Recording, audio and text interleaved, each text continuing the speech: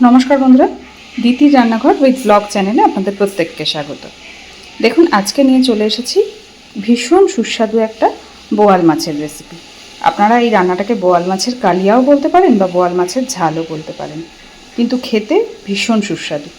তো চলুন আজকের এই রান্নাটা আমি কিভাবে করেছি চলুন দেখে নিই। তো দেখুন বন্ধুরা, কড়াই গরম করে এবার কড়াইতে দিয়ে দিচ্ছি সাদা তেল। খুব অল্প পরিমাণে তেল দেব, যেহেতু বোয়াল মাছের ঝাল, তো ওই জন্য তেলের পরিমাণটা। বোয়াল মাছ একটু তৈলাক্ত মাছ যেগুলো, সেগুলো তো একটু ফাটার সম্ভাবনা থাকে। তবে আমি মাছের মধ্যে লবণ, হলুদ আর একটু লেবুর রস মাখিয়ে রেখে দিয়েছি। আমি আপনাদেরকে আগের দিনও বলেছি, এই ধরনের তৈলাক্ত মাছে যদি লবণ হলুদের সাথে একটু লেবুর রস মাখিয়ে রেখে দেওয়া যায়, তাহলে কিন্তু সেই মাছ ভাজার সময় একদমই ফাটবে না, বা ফাটলেও ভীষণই কম। তো এবার তেলটাকে খুব ভালোভাবে আগে গরম করে নেব। দেখুন, তেল সুন্দরভাবে গরম হয়ে গেছে।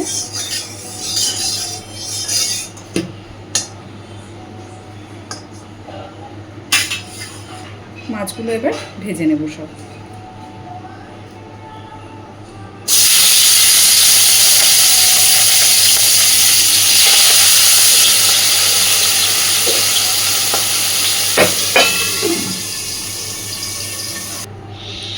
মাছ ভেজে তুলে নিয়েছি, কড়াইতে আরেকটু তেল দিয়ে দিয়েছি। তেলটাকে আগে ভালোভাবে গরম করে নেব।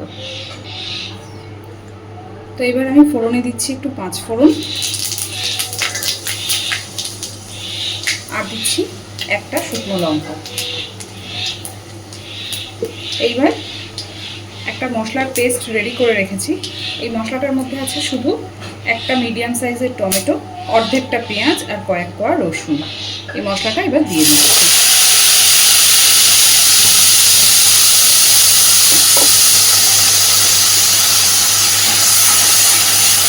একই সাথে দিচ্ছি একটু লম্বা লম্বা সরু সরু করে কেটে রাখা আলু। আলুটা আপনারা চাইলে আলাদাভাবে ভেজে নিতে পারেন, কিন্তু এইভাবে মশলার সাথে কষতে কষতেই আলু সিদ্ধ হয়ে যাবে।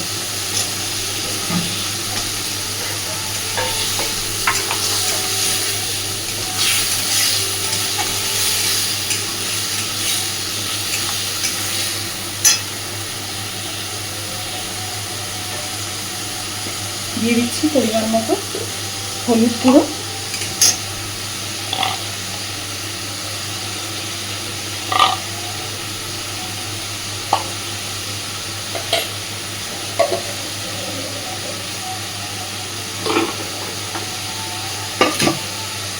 দিচ্ছি লঙ্কা গুঁড়ো,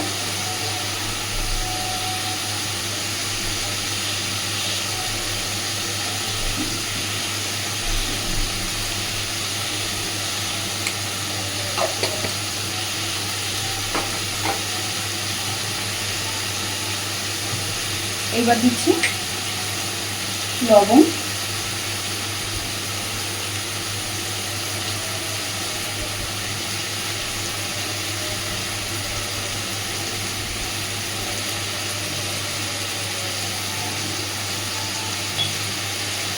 মশলাটাকে খুব ভালোভাবে একটু সময় নিয়ে কষাতে থাকবে, তাতে আলুও সুন্দর ভাজা ভাজা সিদ্ধ হয়ে যাবে, মশলাও সুন্দর কষা হয়ে যাবে।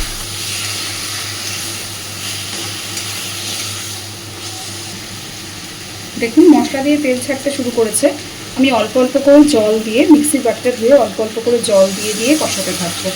2-3 বার এইভাবে অল্প অল্প করে জল দেবো আর মশলাটা কষাতে থাকবো। তাতে কষানোটা বেশি ভালো হবে আর স্বাদও অনেক বেশি ভালো আসে।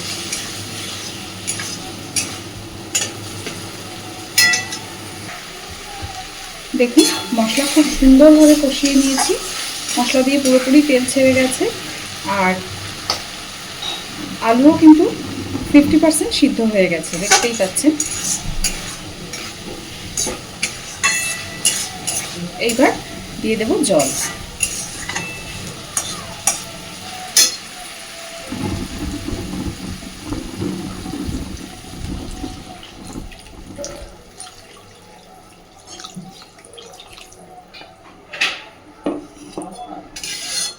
খুব ভালোভাবে ঝোলটা ফুটে ওঠা পর্যন্ত জাল দিয়ে নেব, তাতে করে আলুটাও ভালোভাবে সিদ্ধ হবে।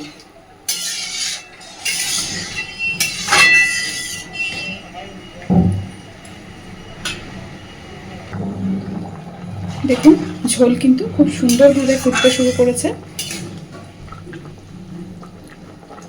আলুও সুন্দর সিদ্ধ হয়ে গেছে। এবার আমি দিয়ে দেবো ভেজে রাখা মাছগুলো।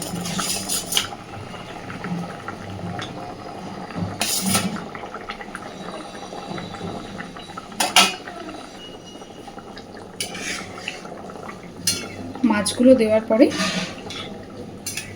আরও মিনিট 5-7 সুন্দরভাবে ফুটিয়ে নেব। আপনারা যেমন পরিমাণে ঝোল বা গ্রেভি রাখতে চান ঠিক তেমন পর্যন্তই এটাকে ভালোভাবে আগে ফুটিয়ে নেব।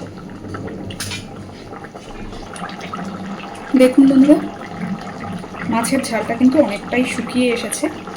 এইবার আমি এই পর্যায়ে 2টো কাঁচা লঙ্কা মাঝখান থেকে চিড়ে এর মধ্যে দিয়ে দেব। তাতে করে খুব সুন্দর কাঁচা লঙ্কার ফ্লেভারটা এর মধ্যে চলে যাবে। আমি এখানে 2টো কাঁচা লঙ্কা ব্যবহার করছি, আপনারা চাইলে কম বেশি দিতেই পারেন। ভালোভাবে মিশিয়ে দিয়ে আরও মিনিট 2 একটু ফুটিয়ে নেব। কোনো রকম সর্ষে বাটা বা কোনো রকম গরম মশলার ব্যবহার কিন্তু আজকের এই রান্নাটাতে আমি করব না।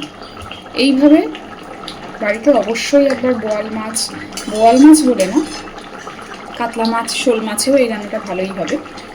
তো এইভাবে বানিয়ে খেয়ে দেখবেন, খেতে কিন্তু ভীষণ ভালো হয়। শুধু গরম ভাত কেন, পোলাওয়ের সাথেও এই রান্নাটা খুব ভালো যায়। দেখুন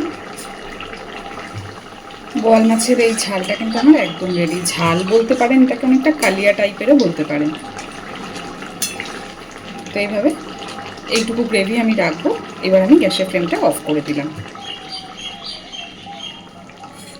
অবশ্যই এইভাবে বাড়িতে একবার বানিয়ে দেখবেন, আমি কথা দিচ্ছি ভীষণ ভালো লাগবে। তো আজকের আমার এই রান্নাটা আপনাদের কেমন লেগেছে আমাকে অবশ্যই জানাবেন। আর প্লিজ আমার চ্যানেলটাকে লাইক, শেয়ার এবং সাবস্ক্রাইব করে আমার পাশে থাকবেন। আর এতক্ষণ আমার সাথে থাকার জন্য অসংখ্য ধন্যবাদ।